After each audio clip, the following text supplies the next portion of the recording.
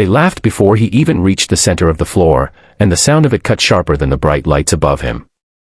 Under the glare of a modern exhibition hall, surrounded by polished machines and confident smiles, the old man stood out like a shadow from another time. His boots were dusty, his jacket worn thin at the elbows, and his hands, calloused and trembling slightly, clutched a battered leather briefcase that looked older than some of the people watching him. The laughter wasn't cruel in words, but it was heavy with judgment, the kind that says you don't belong here, the kind that pushes a lifetime of effort into a single moment of humiliation. Before the story goes any further, take a second. If you believe in kindness, in second chances, and in the quiet strength of people the world too often overlooks, please like this video, share it with someone who needs hope today, leave a comment, and subscribe to the channel Everyday Heroes. Stories like this remind us why compassion still matters. The old man had not planned to draw attention. He had come because the invitation mattered to him, even if he didn't fully understand why it had been sent. The exhibition was filled with the future of agriculture, machines that gleamed like mirrors, technology promising bigger yields and faster profits. Young representatives stood proudly beside tractors that cost more than the land the old man had once farmed. To them, success looked clean and new. To him, success had always been measured in seasons survived, in soil restored after drought, in promises kept to the land and to family. He had lived his life far from applause, and yet here he was, under lights meant for spectacle. As he walked forward, whispers followed him. Some people smiled in disbelief, others raised their phones, amused by the contrast. A few laughed openly, bending over as if the moment were a joke designed for their entertainment. To them, he looked like a man who had wandered into the wrong world, carrying the wrong dreams. What they could not see was the weight of the years behind him, the early mornings before sunrise, the nights spent worrying about rain that never came, the seasons when crops failed and pride was all he had left. They did not see the way his shoulders had been bent not by age alone, but by responsibility. The old man paused at the center, standing on a circular platform meant to showcase innovation. The laughter softened into uneasy silence as people realized he wasn't leaving. His eyes moved slowly across the room, not angry, not ashamed, just steady. He had known ridicule before. As a young farmer, he had been laughed at for refusing shortcuts that harmed the soil. He had been mocked for repairing machines instead of replacing them, for choosing patience over profit. Those laughs had cost him deals, respect, and sometimes even friends. But they had also taught him endurance. He remembered the year everything almost ended. A drought had taken nearly all he had, and banks had turned their backs on him. While others sold their land or gave in to despair, he stayed, experimenting quietly, observing patterns the land revealed only to those who listened. He learned to work with nature rather than against it. He kept notes, sketches, ideas that grew slowly, season by season.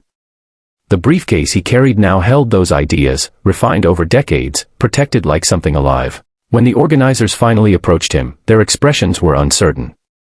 This wasn't how the program was supposed to go. But the invitation had been real, and protocol demanded he be heard. The room waited, half curious, half impatient. The old man set the briefcase down gently, as if placing it on soil rather than polished floor. He opened it with care, revealing not money, not contracts, but blueprints, yellowed pages filled with precise drawings and handwritten observations. The kind of work that doesn't shout for attention, but earns it. What happened next unfolded slowly, almost quietly, and that was what made it powerful. Experts leaned in, drawn by something they couldn't immediately explain. The design showed a system that restored soil health while increasing yield, a method tested not in labs but in real fields, across unforgiving years. It addressed problems the industry still struggled with, not through expensive add-ons, but through understanding cycles others ignored. It was old wisdom shaped into something new. The laughter didn't just stop, it transformed into something else entirely. Faces that had worn amusement now showed concentration, then disbelief. The young representatives who had laughed the loudest were suddenly silent, their confidence shaken. This was not the rambling of a man stuck in the past. This was innovation born from patience, from failure, from listening. The old man wasn't selling a product, he was offering a philosophy backed by results no one could dismiss. As the reality of his work sank in, the room changed. Questions replaced whispers. Phones that had been raised for mockery now recorded in awe. The old man stood quietly, letting the work speak, because that was how he had always lived. Recognition came not as applause at first, but as respect, the kind that settles deep and stays. Companies that had once ignored farmers like him now realized they were standing in front of something priceless. Yet the most powerful moment was not the offers that followed, or the attention he finally received. It was the shift inside the people watching. They saw how easily they had judged, how quickly they had laughed. They saw themselves in that moment, and many felt the sting of shame mixed with admiration. The old man had not confronted them, had not demanded apology. He had simply shown up, prepared, and unashamed of who he was. As the event drew toward its end, the applause finally came, rising slowly, sincerely, filling the hall. The old man accepted it with a small nod, not as victory, but as closure. He thought of the land that had taught him everything, of the years when no one listened. He thought of how close he had come to giving up, and how easily that would have erased what now stood before everyone. His story was not about proving others wrong. It was about staying true long enough for the truth to be seen.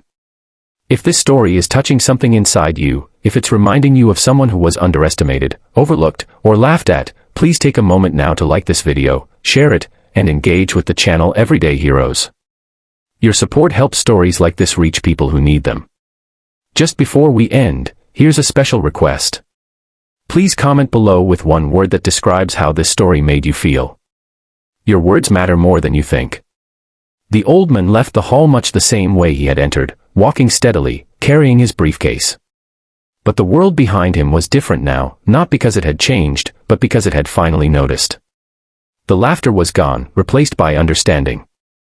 And somewhere beyond the lights and machines, the land waited, patient as ever, ready for another season tended by hands that never stopped believing.